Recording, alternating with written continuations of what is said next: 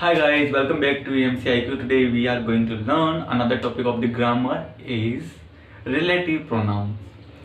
वैसे तो मैंने सारे प्रोनाउंस आपको पढ़ा दिए हैं, उसकी प्लेलिस्ट आपको डिस्क्रिप्शन में मिल जाएगी या फिर आप हमारे चैनल पर जाकर प्लेलिस्ट में ढूंढ सकते हैं। उसमें कोई वो डिफ़िकल्टी नहीं है, आसानी से मिल सकते हैं।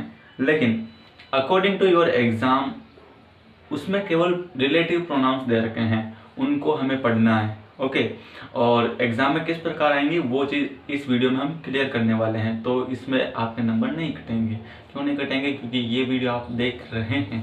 ओके तो पूरा वीडियो देखना है। तो स्टार्ट करते हैं। आपके टॉपिक का नाम है रिलेटिव प्रोनाउन। क्या है?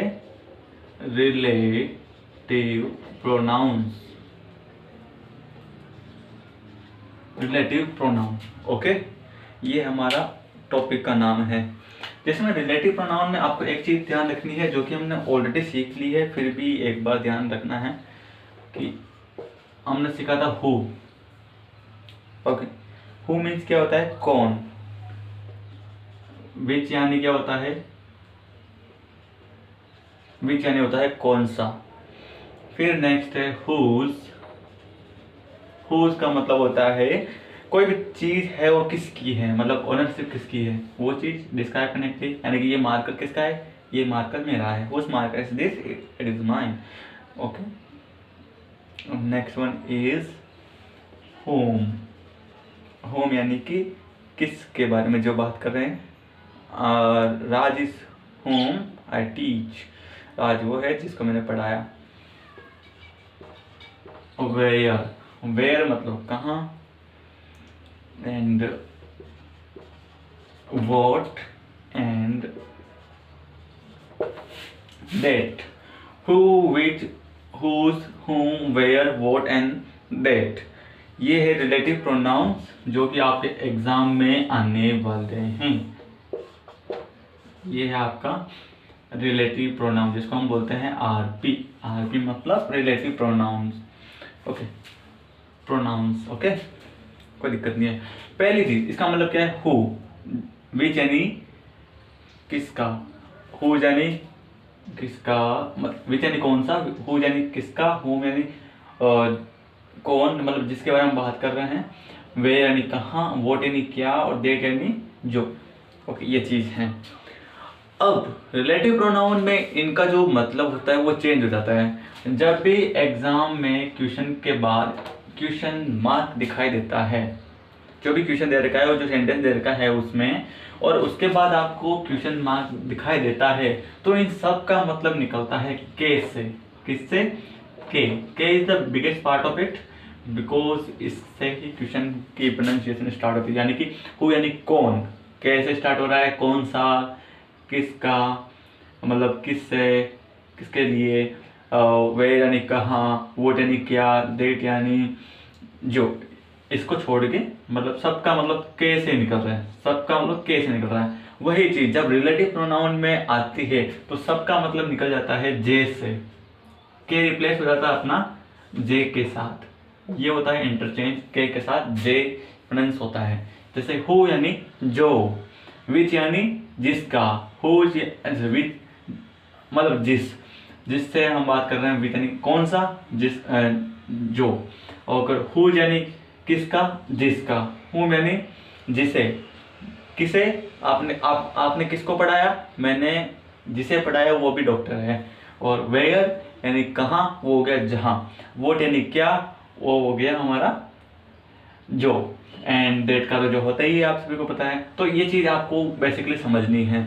और मेन चीज़ क्या है? कुछ भी नहीं है। रिलेटिव प्रोनाउन मतलब जो चीज़ हम बात कर रहे हैं उसको इंडिकेट करना, इशारा करना कि मतलब आपको जो पढ़ा रहा है, आपको जो पढ़ा रहा है वो आपका टीचर है। तो आप उसका सेंटेंस क्या बनाओगे? One who is my teacher. या फिर आपसे बोल सकते हैं ही इज टीचिंग मी। या फिर one who teaches us English, he is our classmate. Okay तो ये सेंटेंस हम अलग अलग बना रहे हैं, लेकिन उन्हीं को जोड़ना है तो इनका इस्तेमाल होता है रिलेटिव प्रोनाउन। यानी कि उस व्यक्ति से उसका रिलेशन क्या है, मतलब उसको इंडिकेट यानी इशारा कर रहे हैं, तो उसको इंडिकेट करते हुए रिलेटिव प्रोनाउन की सहायता से उस सेंटेंस को कनेक्ट करना रिलेटिव प्रोनाउन का काम होता है। तो सेंटेंस हम बनाते हैं, ठीक है। सभी के एक एक दो दो सेंटेंस बनाएंगे तो इससे पूरा रिलेटिव प्रोनाउन क्लियर हो जाएगा और किस प्रकार से बनता है सेंटेंस वो आपको समझ में आ जाएगा। और यही इसका मेन फैक्टर है और उसकी सहायता से आप इसको मतलब समझ के क्लियर कर सकते हैं। ना इसके नोट्स बनाने हैं, ना ही इसको मतलब एज ए डिफिकल्टी आपको इसको देना है। डिफिकल्टी नो, ईजियर समझना है ईजियर रूप से, और this is easy and it would be easier for you. Okay, तो स्टार्ट करते हैं। पहला जो सेंटेंस है वो हम समझते हैं। सेंटेंस क्या है? द वुमन, फिर यहां आ गया blank. The woman came in hospital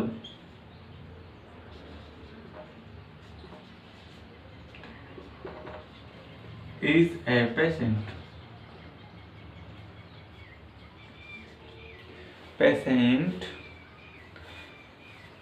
की spelling RANPIST patient।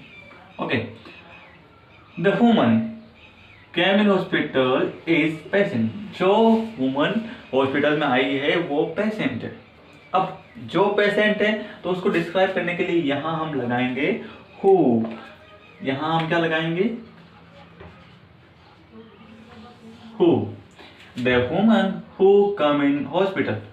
The woman वह औरत जो हॉस्पिटल में आई, केम यानी आई, इज पेशेंट वो पेशेंट है। उसी प्रकार से अगर आप पेशेंट नहीं बोलो, जरूरी नहीं कि वहां पर पेशेंट ही आए, डॉक्टर भी हो सकती है। तो मैं बोल रहा हूं वह औरत जो हॉस्पिटल में आई, जो वह औरत हु यानी जैसे ना बोलते कौन, लेकिन यहाँ पर इसका मतलब बदल गया तो जो हो गया। वह औरत जो हॉस्पिटल में आई इज ए पेशेंट, वो पेशेंट है या फिर वह डॉक्टर है। तो ये हम इंडिकेट करते हैं। नेक्स्ट सेंटेंस ये रहेगा, इसी प्रकार से नेक्स्ट सेंटेंस रहेगा आई सा अ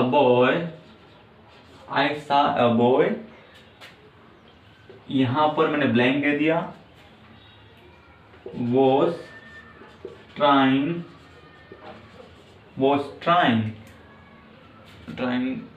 to speak English।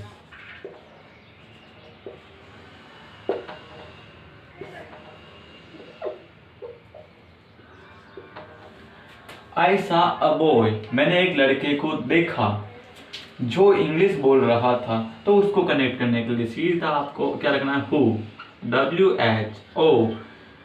मैंने एक लड़के को देखा, हु यानी कि जो इंग्लिश बोलने की ट्राई कर रहा था। Who was trying to speak English. मैंने एक लड़के को देखा जो इंग्लिश बोलने की ट्राई कर रहा था। तो इसका मतलब हु से हम क्या बोल रहे हैं कि जो हम उस लड़के को इंडिकेट कर रहे हैं। किसको कर रहे हैं? आई सा अ बॉय, तो हम बॉय को इंडिकेट कर रहे हैं। और यहाँ पर हम वुमन को इंडिकेट कर रहे हैं।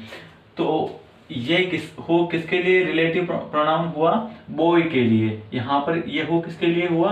वुमन के लिए। तो इस प्रकार से हम रिलेटिव प्रोनाउन का इस्तेमाल करते हैं। जो हमारा हु हो गया क्लियर। तो इन सेंटेंस का स्क्रीनशॉट ले सकते हैं, या फिर समझ में आ गया है तो कोई दिक्कत नहीं, इसको स्क्रीनशॉट लेने की जरूरत नहीं है। अगर आपको ज़रूरत है तो ले लीजिए, क्योंकि आपके ईयरली में तो मतलब जो बोर्ड के एग्जाम होंगे वहाँ पर तो काफ़ी अच्छे काम आने वाले हैं। वैसे मैं उसके वीडियो अलग से बनाऊंगा, कोई दिक्कत, उसमें ज़्यादा प्रैक्टिस शेयर करूँगी। यहाँ पर आपको समझ दे रहा हूँ, वहाँ आपकी समझ का इस्तेमाल हो जाएगा। ठीक है, मैं इसको मिटा देता हूँ। ओके, तो ये था हमारा हु से रिलेटेड। अब नेक्स्ट बनाते हैं विच।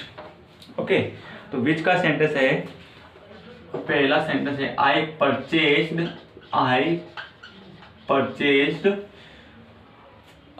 A house.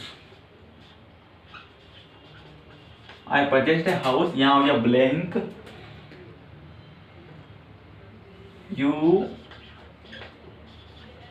wanted to buy. Okay, यहाँ पर मैंने लिखा I purchased a house. I purchased a house, मैंने एक हाउस खरीदा। यहाँ ब्लैंक हो गया। यू वांटेड टू बाय, जिसको तुम खरीदना चाहते थे उस मकान को मैंने परचेज किया है। ओके, तो यहाँ क्या आ जाएगा, विच। तो विच किसको इंडिकेट कर रहा है, मकान को, जिस मकान को मैंने खरीदा। I purchased a house which you wanted to buy, मैंने वो मकान खरीदा जिस मकान को तुम खरीदने के लिए मतलब खरीदना चाह रहे थे। ओके, तो विच इंडिकेट किसको कर रहा है, हाउस को। आया समझ में? काफी अच्छी चीज है। कनेक्ट करना है कि हम किस चीज के बारे में कर रहे हैं। अब हाउस क्या है, एक नॉन लिविंग थिंग्स है। विच किसके लिए लगाते हैं, उसी के लिए लगाते हैं। ठीक है। एंड नेक्स्ट सेंटेंस हो गया, she is a poet. She is poet. Okay, she is poet. And next one is, okay sorry गलत हो गया, she has a cow. She has a cow. And यहां हो गया ब्लैंक, यहां हो जाएगा gives 5 litre milk for a day. For a day. Okay, she has a cow, उसके पास एक गाय है। यहां पर क्या आएगा, आज यहां आ जाएगा विच। यहां आ जाएगा विच, उसके पास एक गाय है which gives 5 litre for a day, जो दिन का 5 लीटर दूध देती है। ऑब्वियसली ये तो यहाँ पर बीच किसके लिए इंडिकेट हो रहा है, काऊ के लिए हो रहा है, क्योंकि सी कोई व्यक्ति है तो वो तो दूध देगी नहीं, तो दूध कौन देगा, गाय देगी। तो इंडिकेट क्या हो रहा है, काऊ विच, उसके पास एक गाय है जो दिन में 5 लीटर दूध देती है। आया समझ में? तो ये कनेक्ट किससे हो रहा है, अब देखो साफ पता चल रहा है कि काऊ ही दूध देगी। और यहाँ पर हाउस की बात कर रहे हैं तो कनेक्ट कर रहा है वो रिलेटिव प्रोनाउन के रूप में। और अभी तक हमने जो सेंटेंस देखे हैं, बिल्कुल जो बीच लग रहा है, हु लग रहा है, डेट लग रहा है, उसी के पास में उसका रिलेटिव प्रोनाउन है। उसी के पास में उसका रिलेटिव प्रोनाउन है। तो ये भी चीज़ ध्यान में रखें। जरूरी नहीं साथ में होगा, लेकिन ध्यान रखें कि जो चीज़ बात की जा रही है, वैसे आपको इंग्लिश का मतलब पता है, उसका हिंदी समझ में आता है तो कोई दिक्कत नहीं रहेगी। ओके, आपको सेंस समझना है, चीज़ें समझनी है कि क्यों लगाते हैं, वो मैं आपको समझा रहा हूँ। मिटा दूँ मैं इसको। तो हमारा विच भी कंप्लीट हो गया। विच का मतलब होता है जिसके बारे में हम बात कर रहे हैं। ओके, तो हमने विच और हु पढ़ लिया है, अब आता है हुज के बारे में। नेक्स्ट से जो सेंटेंस रहेगा हमारा,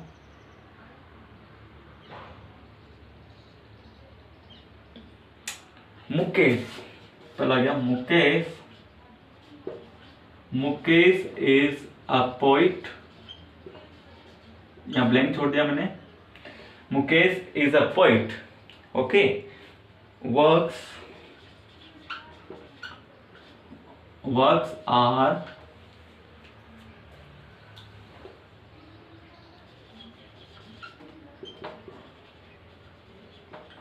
well known. Okay, Mukesh is a poet.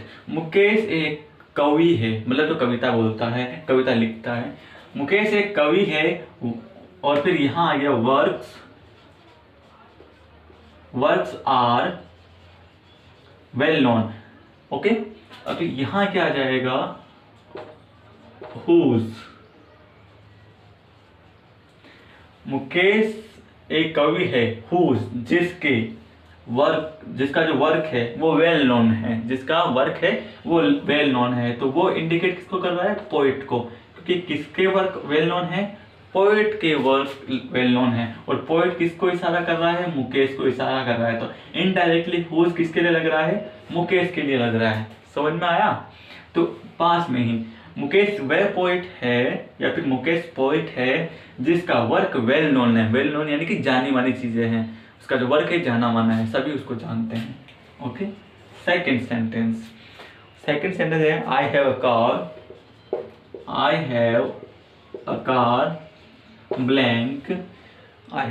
Blank colour is blue.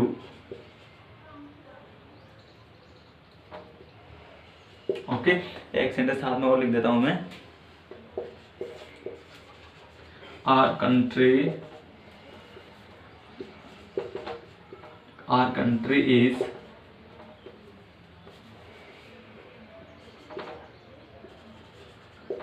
India blank. Our country is India, population is very much।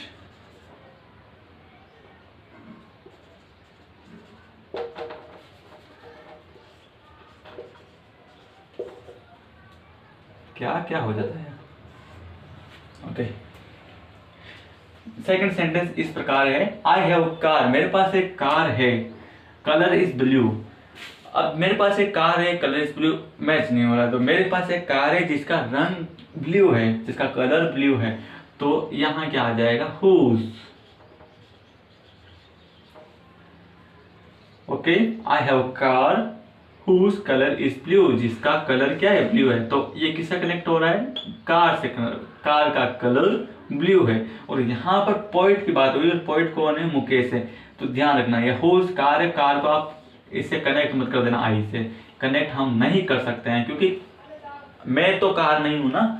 Car का कलर ब्लू है, मुकेश का कलर मतलब जो भी आई है सब्जेक्ट, उसका कलर तो ब्लू नहीं है ना। उसी प्रकार से आर कंट्री इज इंडिया, हमारी कंट्री इंडिया है, और जिसकी पॉपुलेशन काफी है, बहुत है ना। तो यहाँ पर क्या गया, हुज। तो ये इंडिकेट किसके लिए है, इंडिया के लिए। किसके लिए, इंडिया के लिए। तो इंडिया की पॉपुलेशन ज्यादा है, तो whose population is very much, जिसकी पॉपुलेशन बहुत ज्यादा है। हमारा जो देश है वो है भारत, हमारा जो देश है वो भारत है, और whose population is very much, और हमारा देश भारत है जिसकी पॉपुलेशन काफी है। तो ये चीज समझ में आया आपको, इसको मैं अब मिटा देता हूँ।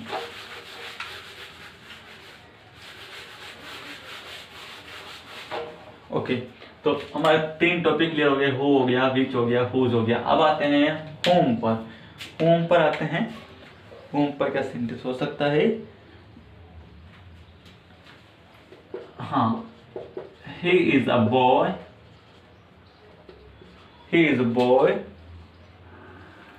ब्लैंक, यहां आ जाएगा Seema taught, TAUGHT taught. He is a boy Seema taught. क्या हुआ इससे, तो हम इस अप्लाई किसको कर रहे हैं, होम को। तो मैं यहां लगा देता हूं home. He is a boy Seema taught, he is a boy, ये एक लड़का है। होम सीमा टॉट, जिसको सीमा ने पढ़ाया। सीमा कौन है, मेरी बहन, ठीक है, जिसको सीमा ने पढ़ाया। अब होम की बात की जाए तो होम कौन है यहाँ पर, ही। तो ये इसका रिलेटिव प्रोनाउन हो गया, क्या हो गया, RP। और ये बॉय कौन है, ही है, बस उसी को इंडिकेट कर रहा है। तो ही इज अ बॉय, वह लड़का है जिसको, होम सीमा टॉट, जिसको सीमा ने पढ़ाया। ओके, एंड नेक्स्ट सेंटेंस हम रखते हैं second. I have 2 friends. Okay, I have 2 friends. And blank.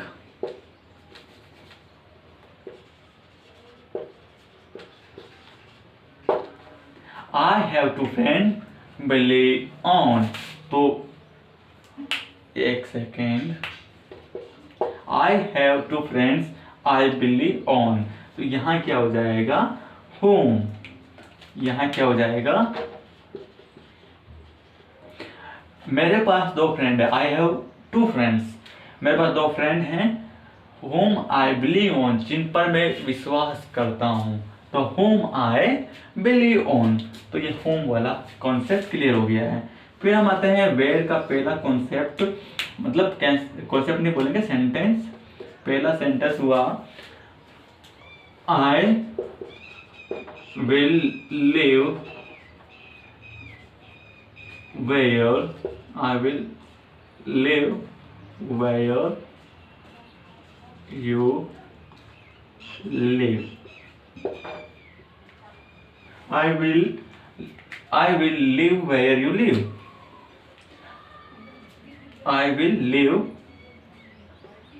where you live, मैं रहूंगी जहां तुम रहते हो। एक सेकंड, यहाँ पर हम देयर भी लगा सकते हैं। I will live there where you live, मैं वहां रहूंगी जहां तुम रहोगे। लाइक एक भी ब्राइड एंड ग्रूम हैं जिनके अभी अभी न्यू मैरिज हुई है, ओके, तो जहां दूल्हा वहां दुल्हन, तो मतलब जिसकी शादी हुई है, ओके, तो जहाँ रहेगा दूल्हा, जहाँ रहेगा उसका पति, वहाँ रहेगी उसकी वाइफ। तो वही वाइफ क्या बोल रही है, मैं वहाँ रहूंगी जहाँ तुम रहोगे। I will live there where you live, जहाँ तुम रहते हो। Second,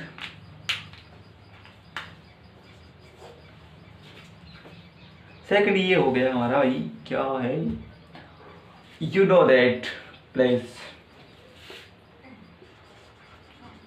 you know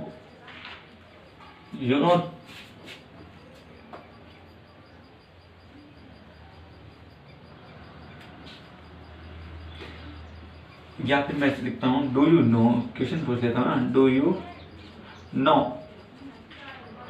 no that place where, यहाँ पर ये कॉन्सेप्ट किससे कनेक्ट हुआ है, तो आई विल लिव देयर, मैं वहाँ रहूँगी जहाँ तुम रहोगे, तो कनेक्ट हो गया आई से, यू से नहीं है ना। और वेयर यू मतलब ये इससे इंडिकेट हो गया। और यहाँ पर मतलब ये क्या हो गया, एक तरह से प्लेस के बारे में पूछ रहा है। क्या पूछ रहा है, प्लेस के बारे में पूछ रहा है, जहाँ तुम रहोगे वहाँ मैं रहूँगी। और वेयर इसका नेक्स्ट कॉन्सेप्ट हो गया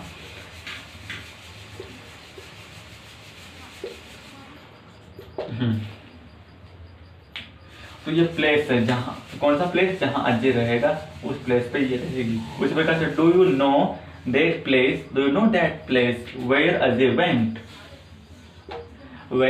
वेंट, मतलब क्या तुम वो जगह जानते हो जहाँ, वेयर अजय वेंट, जहाँ अजय गया। ओके, तो वेयर अजय वेंट, तो ये हो गया हमारा क्लियर। तो इसको आप स्क्रीनशॉट के रूप में ले सकते हैं, और पहले मैं ले लो फटाफट, मैं इसको मिटा देता हूँ।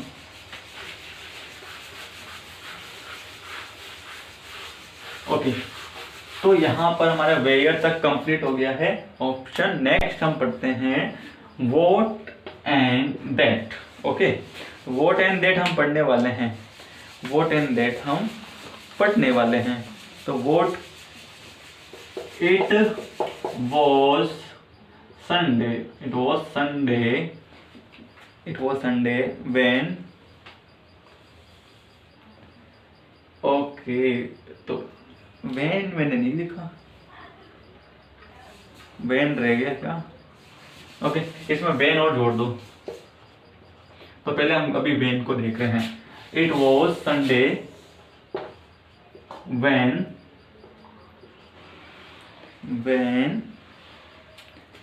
She got time,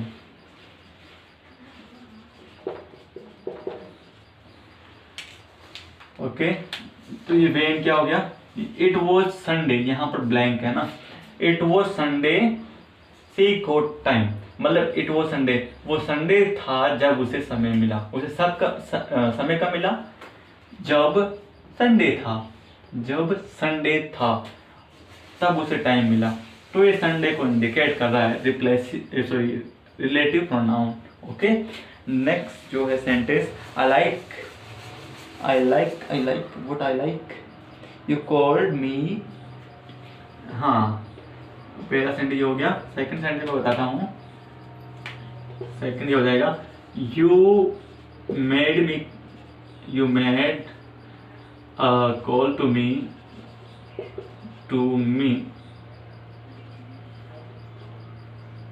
You made a call to me. तुमने मुझे कॉल लगाया. When, जब I was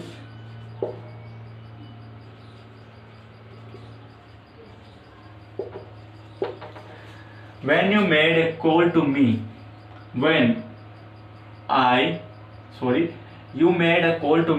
You made a call to me. When I was teaching. तुमने कॉल कब लगाया? जब मैं पढ़ा रहा था. When I was teaching. Okay, कब लगाया मैंने कॉल? आपने कब लगाया कॉल? जब मैं पढ़ा रहा था. तो when किस चीज को बता रहा है? जब मैं पढ़ा रहा था तब आपने कॉल लगाया था. जब संडे था तब उसके पास टाइम था. ओके, तो ये हो गया हमारा when क्लियर. फिर हम देखते हैं what. ओके, what पर हम देखते हैं, ये ब्लैंक है.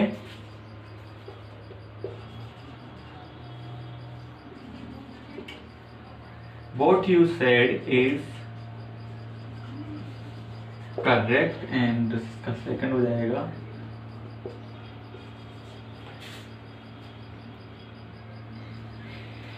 I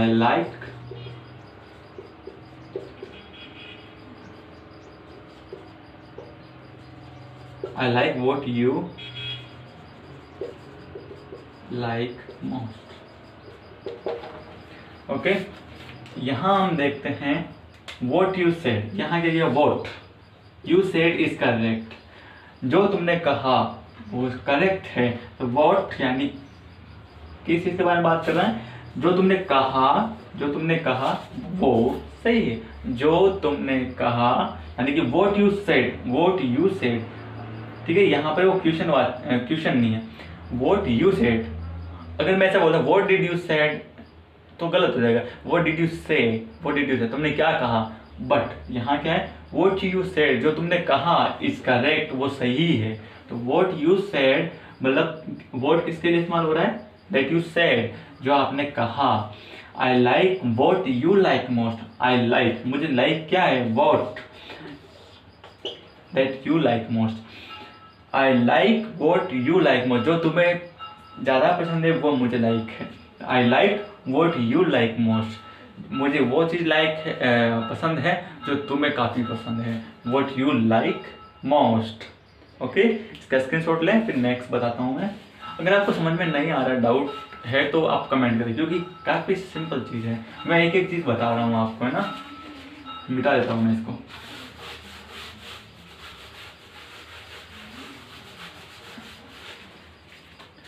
and the last word is what complete. और ये डेट बचा है ना, डेट रह गया है.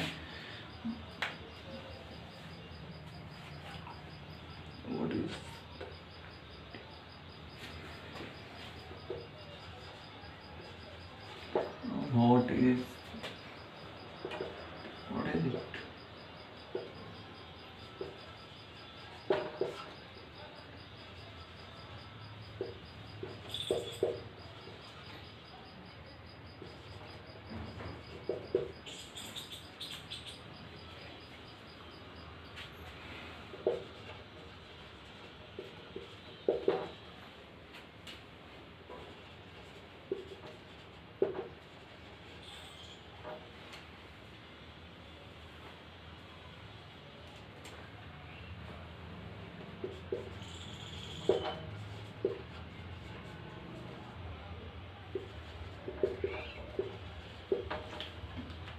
ओके, एंड द लास्ट हम देख रहे हैं what is it. मतलब वो क्या है जिससे तुम डरते हो.